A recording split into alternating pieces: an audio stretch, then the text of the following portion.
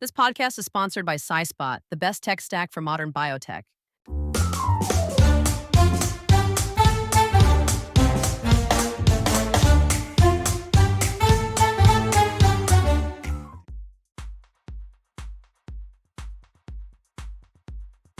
And so it's not like an organized entity. You're just kind of like faking it till you make it. You're like doing what you can to like try to push it forward, and you're learning along the way. And so you need people not only who complement your skills, but people who will work well with you, because like you need to, like when you're building a team, you need to be like, okay, if I get into a fight with this person, what's that going to be like? You have to be able to like disagree. You have to be able to work together. You have to be able to not drive each other insane. Or if you do drive each other insane, like be the kind that you can like go apart for a while, forgive each other, and come back. You know, like that kind of thing. So really, it's that, and of course you need more experienced folks to help guide you and reassure you and all that stuff. Other entrepreneurs who have done it. No, totally. That's why I started a business with my brother. Yeah, because you've survived this long together. I know. It can't be that. What can go wrong? We have seen all of that.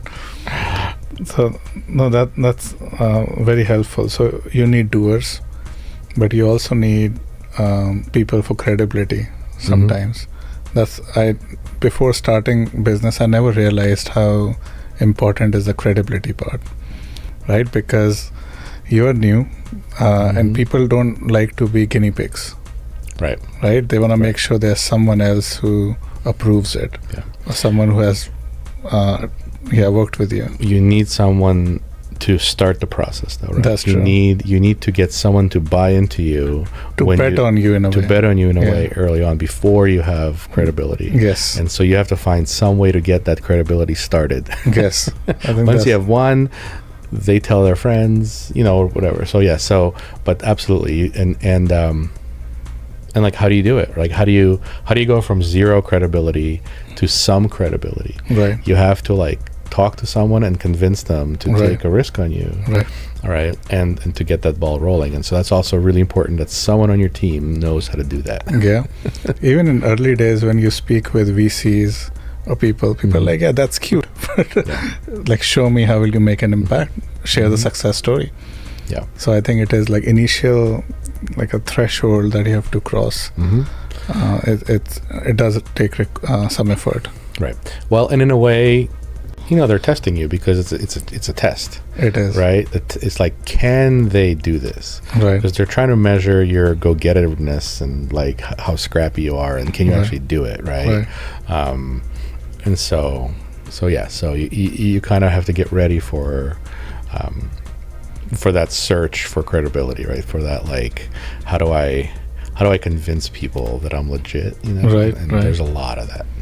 And it's like a snowball effect, right? For us 4 years ago, when we acquired a few customers, then it became very natural, very like easier relatively to replicate that success, right? But what I realize is startups in early days really struggle with that initial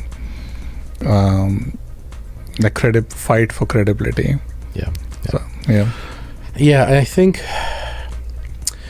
some of that in our space comes from the fact that, when you're a scientist in an academic setting, you think differently than as when you're kind of running a company. That's true. You think about, you're really incentivized to like invent something or do something one time, and then go on and do something else, right? Whereas in you don't need people to buy your stuff. That's true, right? It's almost feels like, hey, I made this cool technology. If you don't like it, that's your problem.